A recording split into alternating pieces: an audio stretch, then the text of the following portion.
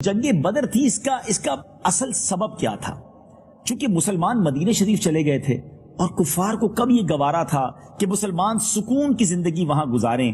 ان کے اندر ایک انتقام کی آگ جل رہی تھی کہ کسی طرح سارے مل کر یک بارگی مدینے پر حملہ کر دیں، مسلمانوں پر حملہ کر دیں اور ان کو صفائے ہستی سے مٹا دیں، دنیا میں اسلام کا نام لینے والا کوئی نہ بچے. اور بڑے جذبے کے ساتھ، بڑی تیاری کے ساتھ یہ لوگ مکہ پاک سے روانہ ہوئے. اب نبی پاک علیہ الصلوۃ والسلام جب صحابہ کرام کو مدینہ شریف سے باہر لے کر نکلے تو انصار صحابہ کی طرف نبی پاک علیہ الصلوۃ والسلام نے توجہ فرمائی، کیونکہ انہوں نے پیارے آقا علیہ الصلوۃ والسلام کے ہاتھوں پر یہ بیعت کی تھی کہ ہم اس وقت تلوار اٹھائیں گے جب کفار مدینے پر چڑھ کر آئیں گے. اور یہاں تو مدینے سے باہر نکل کر جنگ کا معاملہ تھا. انصار سے قبیلہ خزرج کے سردار حضرت سعد بن عبادہ رضی اللہ تعالیٰ عنہ نبی پاک کا چہرہ انور دیکھ کر بول اٹھے، یا رسول اللہ صلی اللہ تعالیٰ علیہ وسلم، کیا آپ کا اشارہ ہماری طرف ہے؟ خدا کی قسم ہم وہ جانثار ہیں کہ آپ کا حکم ہو تو ہم سمندر میں کود پڑیں. اور ایک انصار کے معزز سردار حضرت مقداد بن اسود رضی اللہ تعالیٰ عنہ نے جوش میں آ کر عرض کیا، یا رسول اللہ صلی اللہ تعالیٰ علیہ وسلم، ہم حضرت موسیٰ علیہ الصلوۃ والسلام کی قوم کی طرح آپ سے یہ نہ کہیں گے کہ آپ اور آپ کا خدا جا کر لڑیں، بلکہ ہم لوگ آپ کے دائیں سے، بائیں سے، آگے سے، پیچھے سے لڑیں گے. انصار کے ان دونوں سرداروں کی تقریروں کو سن کر نبی پاک علیہ الصلوۃ والسلام کا چہرہ خوشی سے چمک اٹھا. ناظرین، یہ عجیب جنگ تھی.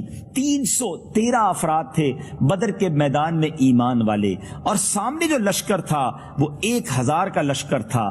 دونوں طرف اعداد کا بھی، یعنی یوں سمجھا جائے کہ لوگوں کی تعداد کا بھی فرق تھا اور ساز و سامان کا بھی فرق تھا. آئیے ذرا کمپیریزن آپ کو پیش کرتا ہوں کہ مسلمانوں کے پاس کیا تھا.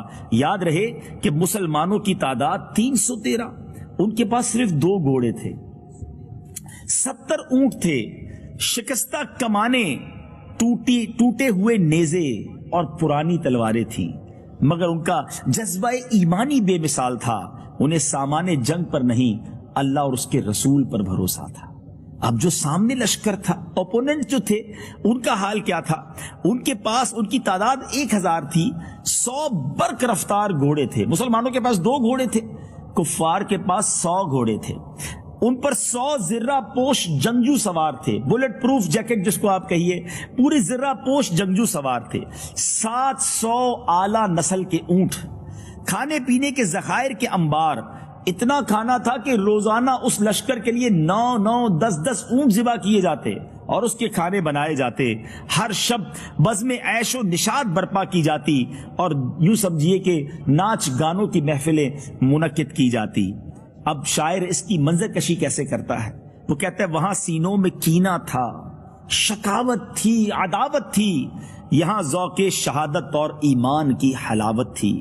مجاہد جن کو وعدے یاد تھے آیات قرآن کے، کھڑے تھے صبح سے ڈٹ کر مقابل فوج شیطان کے. جو غیرت مند راہ حق میں تھے مصروف جاں بازی، ابد تک نام ان کا ہو گیا اللہ کے غازی. شہادت اعلیٰ منزل ہے مسلمانی سعادت کی، وہ خوش قسمت ہے مل جائے جنہیں دولت شہادت کی. محمد کی محبت دین حق کی شرط اول ہے، اسی میں اگر ہو خامی تو سب کچھ نامکمل ہے. محمد کی غلامی ہے سند آزاد ہونے کی، خدا کے دامن توحید میں آباد ہونے کی. سبحان اللہ، سبحان اللہ. تو بہرحال ناظرین، اسی جذبے کے ساتھ یہ مجاہدین جو تھے، نبی پاک کے ساتھی جو تھے، یہ بدر کے میدان میں پہنچ گئے. اب وہاں نقشہ ہی کچھ اور تھا. اللہ کی مدد کیسے آئی؟ اب ذرا یہ دیکھتے ہیں کہ جب نبی پاک علیہ الصلوۃ والسلام بدر کے میدان میں پہنچ گئے تو وہاں پر جانے سے پہلے کچھ بڑے ایمان افروز واقعات ہوئے. بچوں کو واپس بھیج دیا گیا. بچے بھی آ گئے تھے کہ ہم نے بھی جانا ہے جہاد کرنے، تو انہیں منع کر دیا گیا. انہی میں ایک ننھے منھے سپاہی جو تھے، حضرت سعد بن ابی وقاص رضی اللہ تعالیٰ عنہ کے چھوٹے بھائی حضرت عمیر بن ابی وقاص تھے. ایک ننھے سپاہی حضرت عمیر بن ابی وقاص تھے.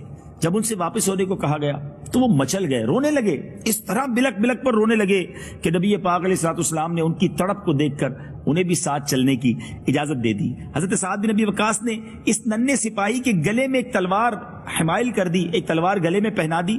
اب جب مدینہ پاک سے روانہ ہوئے تو پیارے آقا علیہ الصلوۃ والسلام نے حضرت ابن ام مکتوم رضی اللہ تعالیٰ عنہ کو مسجد نبوی شریف کا امام مقرر کر دیا. اور اب جب مقام روحہ میں پہنچے تو منافقین اور یہودیوں کی طرف سے کچھ خطرہ محسوس فرمایا، اس لیے آپ نے حضرت ابو لبابہ بن عبد المنذر کو مدینے کا حاکم مقرر کر کے مدینہ شریف واپس بھیج دیا. یعنی وہاں بھی مدینہ شریف کی حفاظت کا بھی انتظام کیا گیا. اب جب بدر کی طرف چلے اور وہاں جیسے کہ میں نے بتایا کہ وہاں 1000 کا لشکر ہے، یہاں 313 کا لشکر ہے.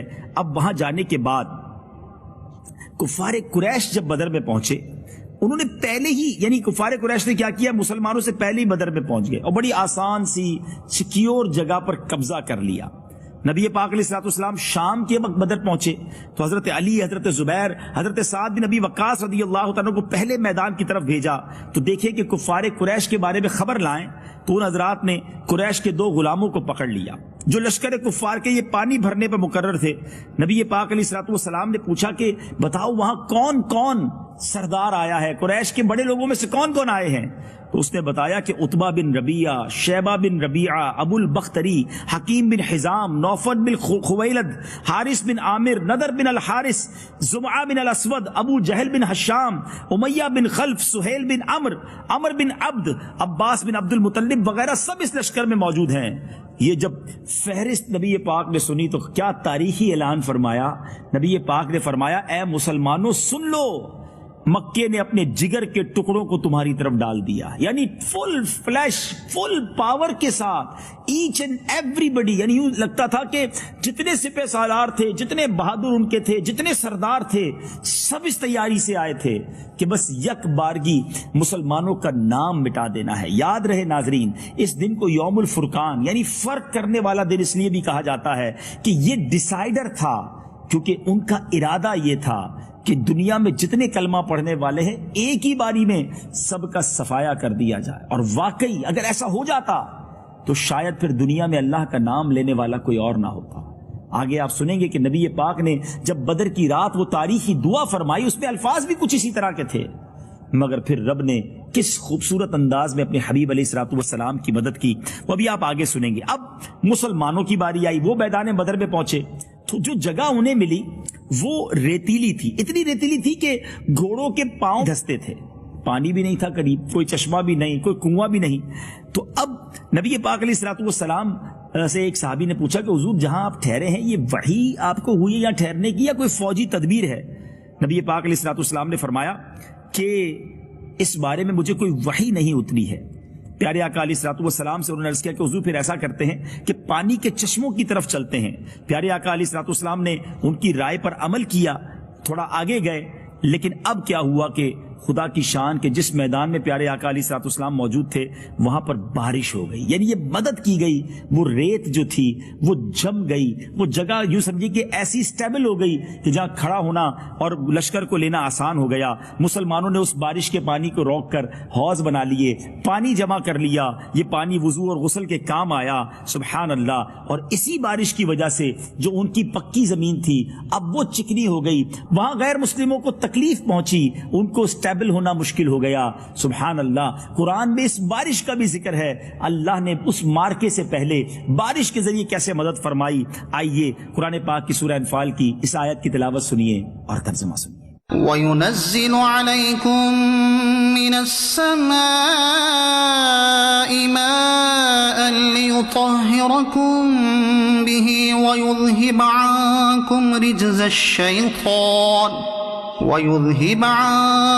رِجْزَ الشَّيْطَانِ وَلِيَرْبِطَ عَلَى قُلُوبِكُمْ وَيُثَبِّتَ بِهِ الْأَقْدَامَ. اور آسمان سے تم پر پانی اتارا کہ تمہیں اس سے ستھرا کر دے اور شیطان کی ناپاکی تم سے دور فرما دے اور تمہارے دلوں کی ڈھارس بندھائے اور اس سے تمہارے قدم جما دے. ناظرین اب 17 رمضان مبارک کی وہ رات آ گئی.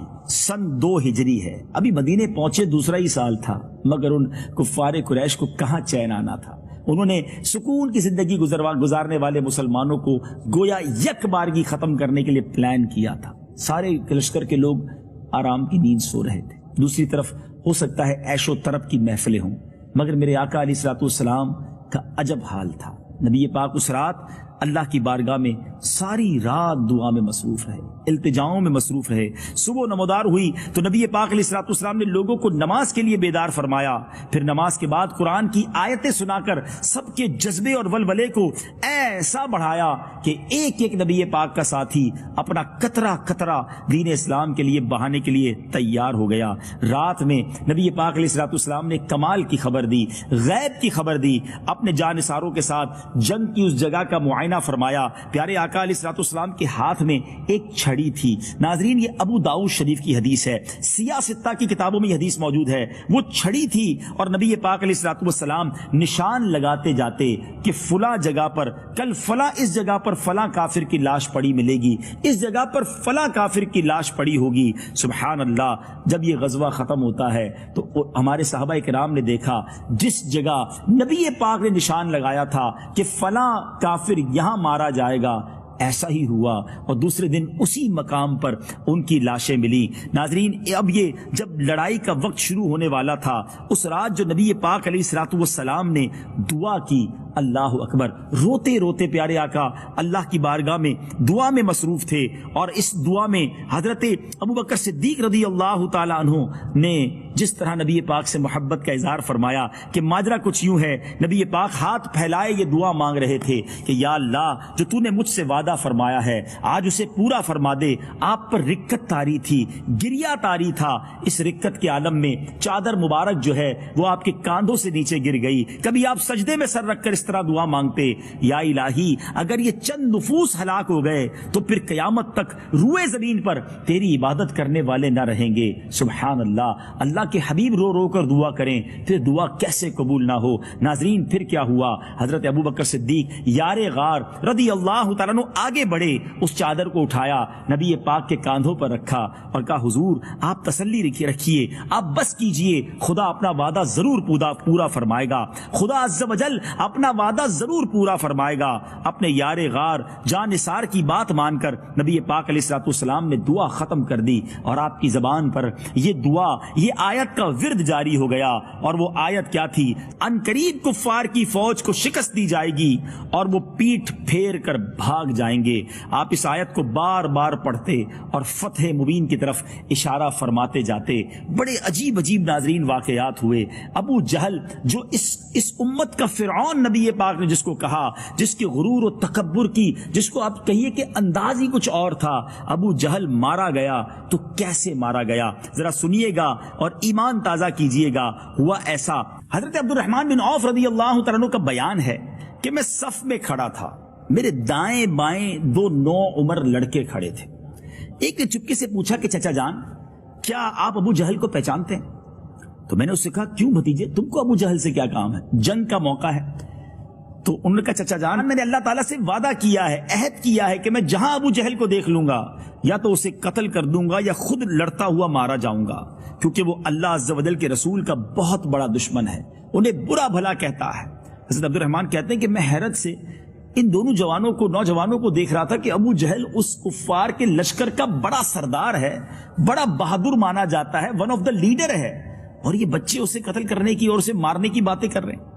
اور اب دوسرے نوجوان نے بھی یہی کہا کہ جیسے ہی ابو جہل میرے سامنے آیا تو میں اس کی طرف جو ہے وہ میں بھی حملہ کر دوں گا۔ اتنی دیر میں حضرت عبد الرحمن بن عوف کہتے ہیں کہ ابو جہل میرے سامنے تلوار لہراتا ہوا آگے سے نکلا تو میں نے نوجوانوں کو اشارہ کر دیا، یہ نوجوان تیر کی طرح گویا اڑتے ہوئے دوڑتے ہوئے ابو جہل کی طرف پہنچے، مار مار کر ابو جہل کو یوں سمجھے کہ زخمی کر دیا اور اسے زخموں کی تاب نہ لا کر وہ زمین پر گر گیا۔ ابو جہل کے بیٹے اکرمہ نے جب دیکھا کہ ان کے والد پر کسی نے حملہ کیا ہے تو اس نوجوان یعنی حضرت معاذ پر وار کیا اور اس وار سے آپ کا ہاتھ جو ہے وہ کٹ گیا۔ اب وہ ہاتھ کٹ گیا تو اس سے تلوار اٹھانا بھی مشکل تھا اور وہ ہاتھ چلنے میں بھی تکلیف دیتا تھا۔ جذبہ دیکھیں کہ وہ ہاتھ چمڑی سے لٹکا ہوا تھا۔ حضرت معاذ نے اپنے پیر سے ہاتھ کو دبایا اور زور سے کھینچ کر اپنے ہاتھ کو اپنے جسم سے الگ کر دیا۔ اب ابو جہل کی آخری سانسیں تھی۔ حضرت عبداللہ ابن مسعود ابو جہل کے پاس سے گزرے، اس وقت اس کی زندگی کی کچھ رمق باقی تھی، تو حضرت عبداللہ بن مسعود نے اس کے سر پر پیر رکھ کے اسے روند ڈالا اور کہا تو ہی ابو جہل ہے، بتا آج تجھے خدا نے کیسا رسوا کیا ہے۔ مگر ابو جہل کا اس وقت بھی گھمنڈ تھا، اس وقت بھی غرور تھا۔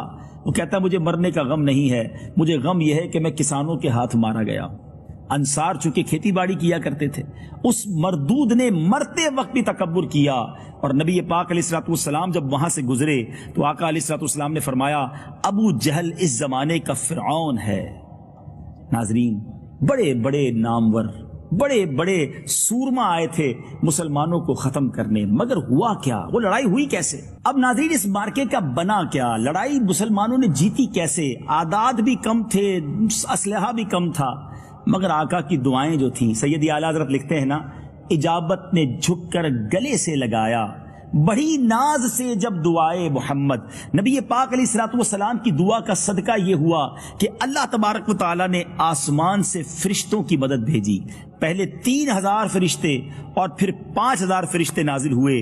اب فرشتے نظر تو کہیں نہیں آتے تھے، مگر مسلمان جب تلوار اٹھاتے، اس سے پہلے کہ کسی کافر کی گردن تک پہنچتی، وہ سر پہلے سے کٹ جاتا، اور صحابہ کرام آ کر نبی پاک سے عرض کرتے کہ حضور ہمارے وار کرنے سے پہلے ہی سامنے والا دنیا سے چلا جاتا ہے۔ تو نبی پاک علیہ الصلوۃ والسلام نے فرمایا کہ یہ تیسرے آسمان سے تمہاری مدد آئی ہے، یہ فرشتوں کا کارنامہ ہے۔ عتبہ، شیبہ، ابو جہل وغیرہ کفار کے جو سردار تھے، جب ان کی ہلاکت ہونے لگی، وہ دنیا سے جانے لگے، تو کفار مکہ کی کمر ٹوٹ گئی۔ اب وہ بے سر و سامانی میں، جس کو آپ کہتے ہیں نا، حواس باختہ ہو کر دوڑنا شروع ہوئے۔ 70 مارے گئے، 70 گرفتار ہوئے۔ مسلمانوں کی طرف سے بھی تقریباً 14 شہادتیں ہوئیں۔ شہدائے بدر کون کون سے ہیں؟ آئیے مبارک ہستیوں کے نام بھی سنیں۔ حضرت عبیدہ بن الحارث، حضرت عمیر بن ابی وقاص، حضرت ذو الشمالین، حضرت عاقل بن ابی بکیر، حضرت محجع، حضرت صفوان، حضرت سعد بن خیثمہ، حضرت مبشر بن عبد المنذر، حضرت حارثہ بن سراقہ، حضرت معوذ بن عفراء، حضرت عمیر بن حمام، حضرت رافع بن معلا، حضرت عوف بن عفرا، حضرت یزید بن حارث رضی اللہ تعالی عنہم اجمعین۔ ان شہدائے بدر میں سے 13 تو میدان بدر ہی میں شہید ہو گئے، مگر حضرت عبیدہ بن حارث رضی اللہ تعالیٰ عنہ چونکہ بدر سے واپسی پر منزل صفرا میں انہوں نے وفات پائی، اس لیے ان کی قبر مبارک منزل صفرا میں ہے۔ اب ان بڑے بڑے جو جرنیل تھے، ان کو اس ایک گھڑے میں ڈال دیا گیا، اور گھسیٹ کر گھڑے میں ڈال کر اس گھڑے پر مٹی ڈال دی گئی۔ اب ناظرین، نبی پاک علیہ الصلوۃ والسلام نے ان گھڑے والوں سے، ان مردوں سے کیا خطاب فرمایا؟ جب نبی پاک اس گھڑے کے کنارے پر پہنچے تو آقا علیہ الصلوۃ والسلام نے مقتولین کا نام لے کر، یاد رہے یہ وہ ظالم تھے جنہوں نے نبی پاک کو بہت ستایا تھا، بڑی تکلیفیں دی تھی، صحابہ کرام کی زندگی اجیرن کر دی تھی، مکہ چھوڑنا پڑا تھا۔ آپ سوچئے کس تکلیف میں مکہ چھوڑا ہوگا نبی پاک اور صحابہ کرام علیہم رضوان نے۔ میرے آقا نے ان گھڑے والوں کے نام لے لے کر فرمایا، اور فرمایا اے عتبہ بن ربیعہ، اے شیبہ بن ربیعہ، اے فلاں، اے فلاں، کیا تم لوگوں نے اپنے رب کے وعدے کو سچا پایا؟ بے شک ہم نے تو اپنے رب کے وعدے کو بالکل ٹھیک سچ پایا۔ حضرت عمر فاروق رضی اللہ تعالیٰ عنہ نے جب دیکھا کہ نبی پاک علیہ الصلوۃ والسلام کفار کی لاشوں سے خطاب کر رہے ہیں تو تعجب کیا اور عرض کی حضور یا رسول اللہ، آپ ان بے روح جسموں سے کلام کر رہے ہیں؟ تو نبی پاک علیہ الصلوۃ والسلام نے ارشاد فرمایا، اے عمر، قسم خدا کی جس کے قبضہ قدرت میں میری جان ہے، تم زندہ لوگ میری بات کو ان سے زیادہ نہیں سن سکتے، لیکن اتنی بات یہ ہے کہ مردے جواب نہیں دے سکتے۔ یہ میں نے آپ کو بخاری شریف کی حدیث سنائی ہے، شاید اس حدیث سے بہت سارے کنفیوژن ختم ہو جائیں گے۔ ناظرین، بخاری شریف کی اس حدیث سے کیا شاندار مسئلہ ثابت ہوا، شاید بہت ساری کنفیوژن ختم ہو جائیں گی۔ جب کفار کے مردے سنتے ہیں تو پھر مومنین، خصوصاً اولیاء، شہداء، انبیاء وفات کے بعد یقیناً ہمارے سلام سنتے ہیں، ہماری فریادیں سنتے ہیں۔ نبی پاک علیہ الصلوۃ والسلام نے جب کفار کی مردہ لاشوں کو پکارا تو پھر خدا کے برگزیدہ بندوں یعنی ولیوں، شہیدوں اور نبیوں کو ان کی وفات کے بعد پکارنا بھلا کہاں ناجائز ہوگا؟ بلکہ اب تو بڑا آسان ہے سمجھنا۔ نبی پاک کی ایک بڑی پیاری دعا ہے جو قبرستان میں پڑھنے والی ہے۔ آقا علیہ الصلوۃ والسلام جب مسلمانوں کی قبروں کے پاس تشریف لے جاتے تو فرماتے، السلام علیکم یا اہل القبور، یغفر اللہ لنا ولکم وانتم سلفنا ونحن بالاثر۔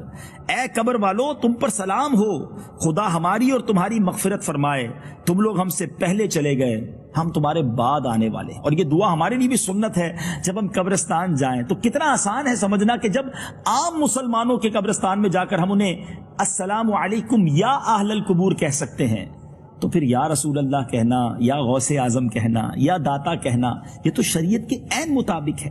امید ہے کہ یہ کنفیوژن بھی دور ہو گئی ہوگی. صلو علی الحبیب صلی اللہ تعالی علی محمد. مجھے اپنی اور ساری دنیا کے لوگوں کی اصلاح کی کوشش کرنی ہے.